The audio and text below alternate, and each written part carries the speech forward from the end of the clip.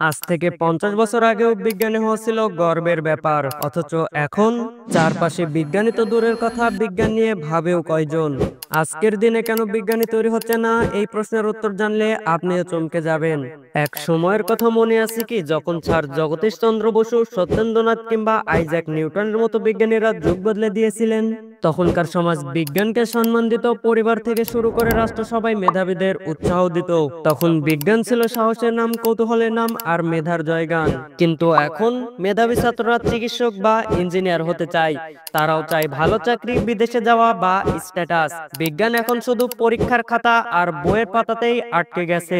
গবেষণার চেয়ে এখন বেশি গুরুত্ব প্রায় মোবাইল ফোন, শর্টস ভিডিও আর ভাইরাল কন্টেন্ট। কেউ আর জিজ্ঞাসা করে না পৃথিবী ঘোরে কেন কিংবা আলো বাঁকা হয়ে যায় কেন। শুধু তাদের চাই জিপিএ 5, আর এরই মাঝে মারা পড়ে গেছে আমাদের সেই বিজ্ঞান।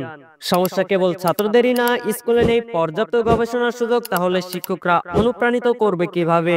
সরকারি বেসরকারি সহযোগিতা খুবই কম, তারই মাঝে বিজ্ঞানী হওয়ার পর ভবিষ্যৎ অনিশ্চিত, সম্মান নেই, বেতন কম, এমন অবস্থায় বিজ্ঞানী হতে চাই কে? তাহলে আমাদের দরকার একটি বৈজ্ঞানিক সমাজ। শিশুদের ছোটবেলা থেকেই প্রশ্ন করতে শেখানো দরকার, এবং তাদের মাথায় এটা ঢুকিয়ে দেওয়া উচিত, মুখস্থ নয়, বুঝে পড়া দরকার। বিজ্ঞানী হওয়াকে গর্বের জায়গায় ফিরিয়ে আনতে হবে, তাই সরকারি পৃষ্ঠপোষকতা, মিডিয়া, বিজ্ঞান জনপ্রিয়তা এসব একসাথে দরকার। বিজ্ঞানী তৈরি না হলে জাতি এগোয় না। আজকের দিনে বিজ্ঞানীর অভাব মানেই ভবিষ্যৎ অন্ধকার। আপনার একটুখানি সচেতনতায় বদলে দিতে পারে অনেক কিছু। তাই চলুন বিজ্ঞানকে বাঁচাই, আগামীকে তৈরি করি। তাহলে ভিডিওটি ভালো লাগলে লাইক, কমেন্ট, শেয়ার এবং সাবস্ক্রাইব করতে ভুলবেন না।